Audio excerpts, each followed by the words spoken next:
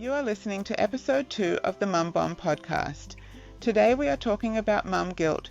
Today's episode is roughly about 16 minutes long. Grab a cuppa, hide from the kids, and deep dive into the messy world of mum guilt. Hello and welcome back to the Mum Bomb podcast. This is a space where we throw honesty around like confetti and talk all things motherhood without the filters, guilt trips, or the perfect Pinterest lives.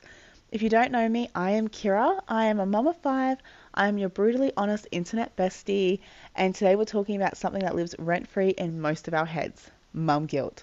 So whether you're working full-time, a stay-at-home parent, a co-parent, a solo parent, breastfed, bottle-fed, homeschool, screen time, no screen time, guilt somehow shows up, and it's so sneaky.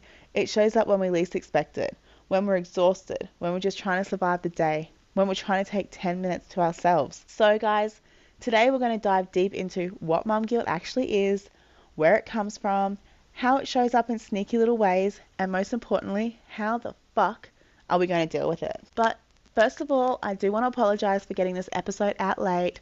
I have had the week from hell. I have had a week, and I will talk about it later in this podcast. But I just want to apologize in advance for it being late. In advance, I don't know. I just want to apologize. Also, I am burnt out. I am run down. I am exhausted, and it's copying it in my body a little bit. So please ignore the bit of the croaky throat, and I hope we can get through this as smoothly as possible. But let's move on and talk about what is mum guilt. What is it really? So let's define this beast. Mum guilt is that feeling. You know, that feeling of not doing enough for your kids, or you're not doing the right thing, or even letting them down somehow, even when you're doing your best. It is different from just being aware that you made a mistake. Guilt, in its healthy form, it can guide us. Oh shit, I lost my temper and I feel bad about that. Cool, human. But mum guilt, that's a deeper, ongoing, nagging sensation. It's built into the experiences of being a mother in today's world.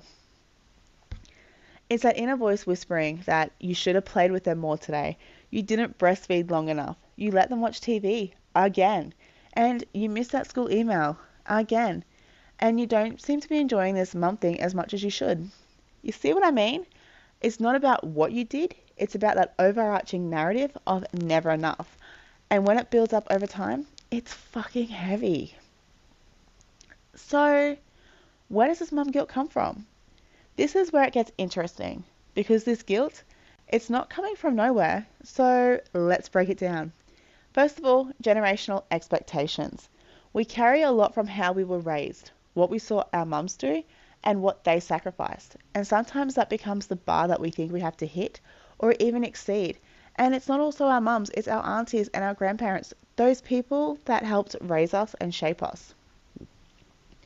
And sometimes it's not even about the people who helped you, become an adult, who raised you. It's also about the people who didn't raise you the best that they could have. So you've got that mum guilt because you're trying to break generational curses as well. The second thing is society and the perfect mum myth. We did touch on this in our first episode.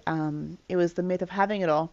And you can go and check that out too. But with society and things, we are constantly bombarded with images of mums who seem to be doing it all. You know, those Instagram mums with organic meals, tiny playrooms, smiling kids in coordinated outfits. And somehow we're meant to just keep our kids alive, guys. Our homes clean, our careers thriving, and still remember to shave our legs and drink enough water. It is flippin' nonsense, but it is everywhere. And I have been guilty of falling into that trap and trying to portray that narrative as well. It is a lie. We also have internalized pressure. So even though no one is saying it out loud, we put pressure on ourselves. We want to be the best. We don't want to mess it up. That love we have for our kids turns into a fear of not being enough for them. We also have the lack of support. So let's be real. Most mums don't have a village. We're juggling everything with very little backup. And the weight of that, it feeds the guilt. Because you feel like if you drop a ball, that is your fault. And then we also have the mental load. It's not just what we do, it's everything we think about. It's that invisible to-do list running in our brain 24/7. It's exhausting, and when we miss something, even tiny, cue the guilt. So, how does mum guilt show up? Let's talk about the forms it takes, because it's not always loud. Sometimes it is so subtle. First, we have micro guilt. You know, the moment your toddler's watching Bluey and you're scrolling through your phone and you think, fuck, I should be doing something educational instead? That is micro guilt. Then you have major guilt, like missing your child's sports day because of work, or yelling at your kids when your patience ran out. Those moments will stick with you for days. And me personally, they do. They stick with me for days and they keep me up at night. We also have guilt over choices, like the choices that we make. Because every parenting choice, it seems to come with guilt. Epidural versus natural, breastfeeding versus formula, returning to work or staying home, sleep training or contact naps. It's like no matter what you choose, someone or some part of you disapproves. We also have selfish guilt. Taking time for yourself, guilt. Booking a girls' night out, guilt. Enjoying time away from your kids, guilt. And yet we need space to be human, which I know, Mama, you're forgetting about. You are still human and you are still you.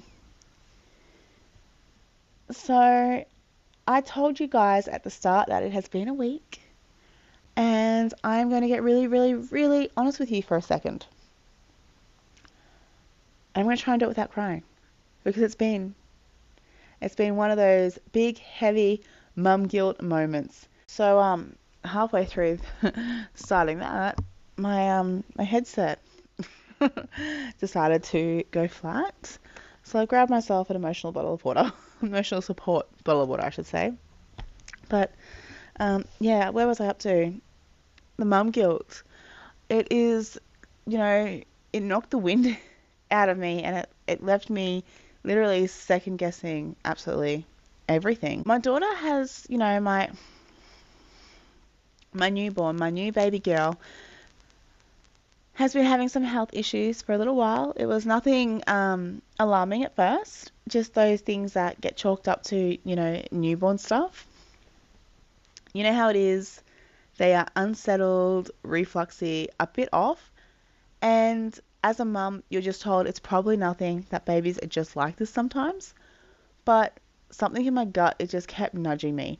I did seek help. I did ask questions, but I still felt like I hadn't done enough, or I hadn't done it fast enough. And by the time things actually escalated, we were in emergency. And on Tuesday, she was flown to the Queensland Children's Hospital. And that was terrifying.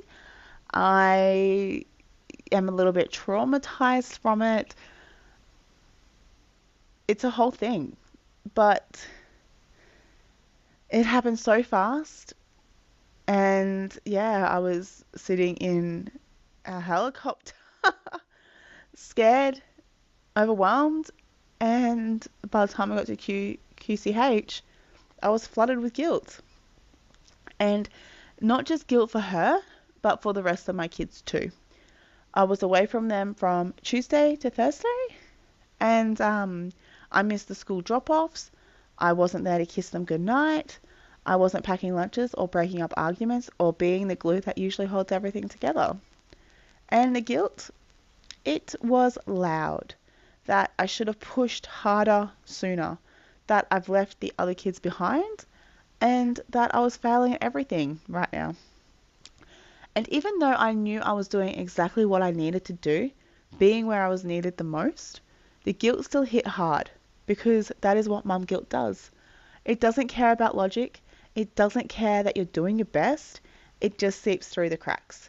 And here's the thing I'm trying to remind myself, and maybe you need to hear this too. You can't be everywhere at once. You can't carry it all of the time. Sometimes one part of your world needs you more, and that doesn't mean you're failing the rest of it. It just means you're human. It means you're a mum doing her absolute best in an impossible situation. So yeah, I felt the guilt, but I'm also learning to meet it with grace, because loving your children fiercely doesn't mean that you'll always get everything right. It means you'll keep showing up even when it's hard. And I think that is enough. Wow. But anyways, let's move on. So, so why do we need to talk about this? Because here's the thing. Guilt thrives in silence. When we think we're the only one who feels this way, we isolate ourselves. But when we say it out loud, we own it. We take away its power. This is why we need mum friends who don't flinch when we say that I need a break. I need a break from my kids. We need friends who nod and say, "Yup, me too." This is why conversations like this, why they matter. So how do we actually deal with the mum guilt? Like really, really deal with it. Because we really don't need any more fluffy advice like just let it go or self-care is the answer. We need tools, real practical tools that we can grab in the moment. When you're sitting in your car outside the house, crying because you lost your patience again, or when you're lying in bed replaying every decision you made that day like a mental highlight reel of shame. So let's break it down. First, acknowledge the feeling without judgment. Start by saying, I feel guilty right now. That's it. Don't fight it. Don't stuff it down. Don't beat yourself up for feeling guilty. Name it and let it breathe. Because guilt can't grow when it's out in the open. It loses its power when we say it out loud. Then you're going to ask, is this guilt or is it shame? There is a big, big difference. Guilt is about something we did. Shame is about who we are.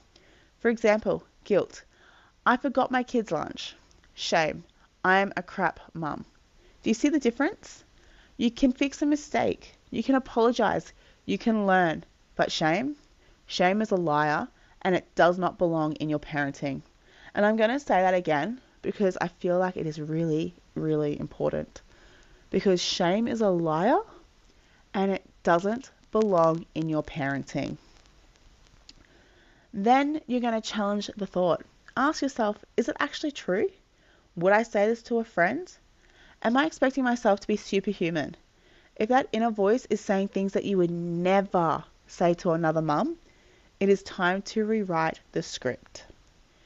Then replace the guilt with compassion. Try talking to yourself like you would to your child. You wouldn't scream at your toddler for forgetting something or making a mistake. You'd comfort them. So comfort yourself. Say that you are doing the best that you can today, that this moment doesn't define me, that you are allowed to be human. Stick those reminders on your mirror, your fridge, your phone screen, honestly, wherever you need them the most. It's also really important to let your kids see you be human. You know what helps our kids most? Seeing us own our shit, guys. So start by saying, Mummy's sorry for yelling. I was overwhelmed. Mummy needs a little break to calm down. It's okay to feel big feelings. Even grown-ups have them. Guys, this doesn't make you weak. It really doesn't. It makes you real. You're teaching emotional intelligence by just existing honestly. You're going to create a guilt toolbox. Build yourself a little rescue kit. And here's what might be inside. A short voice note you recorded to remind yourself that you're doing great. A playlist that lifts your mood, which is what I have and I do, and it helps me so much. 1 or 2 friends that you can text to say, I'm struggling today, without needing to explain yourself. A saved list of I forgive myself for, and have them as reminders. A journal to brain dump the guilt so it doesn't fester. A mantra like, I'm allowed to rest, and I am still a good mum. Then check your capacity, not your perfection. So often we judge ourselves against a version of us that had more time, more sleep, more support. But you're not her right now, and that is okay. Ask yourself, what actually is possible for me today? Not ideal, but realistic. If all you did was feed them and keep them safe, guys, that is enough. That is all you have to do. Then celebrate the small stuff. We focus so much on where we think we've failed, but rarely stop to acknowledge what we did do. Try ending your day by listing 3 things you got right, even if they're tiny, like I hugged my kid today when they cried. I made it through bedtime without shouting. I kept everyone alive today. Yup, that one still counts. And then reframe the selfish as sustainable. Taking a break doesn't make you a bad mum. It makes you a sustainable one. You can't pour from an empty cup, guys, and you can't show up if you're burnt out. You matter too. So sometimes the kindest thing you can do for your kids is to give something back to yourself. And talk about it. Guilt hates community. It thrives in isolation. So speak it out loud. Find the friends who don't flinch, the ones who say, girl, same, the ones who see your mess and love you harder. And if you don't have those friends yet, I'm here. This podcast is your soft place to land. So let's flip the script. Instead of saying I'm a bad mum for taking a break, say I'm showing my kids that it's okay to rest. Instead of I didn't do enough today, say I love them, I showed up, that matters. Instead of saying I'm failing, say I'm growing, because you are. You're evolving every single day. I want to end this with a little love letter to you, that you are allowed to mess up, you are allowed to need help, you are allowed to not love every second of this. You are allowed to be more than mum. You are allowed to say that this is hard. And still, you are brilliant, deeply loving, and absolutely incredible mother. You are already enough, just the way that you guys are. And that is it for today's deep dive into the messy, raw world of mum guilt. If this episode resonated with you, if it made you feel feelings, if it made you feel seen, or if you think another mum would benefit from this, please send it their way. I am on all the socials under the Mum Bomb podcast, so feel free to keep up with that. And that is it for today's podcast. Thank you for listening. Next week we are diving into what no one tells you about postpartum life, because I am in the midst of it and I want to talk about it. And that is me. I am out. You are doing great, mama. I see you. I am proud of you.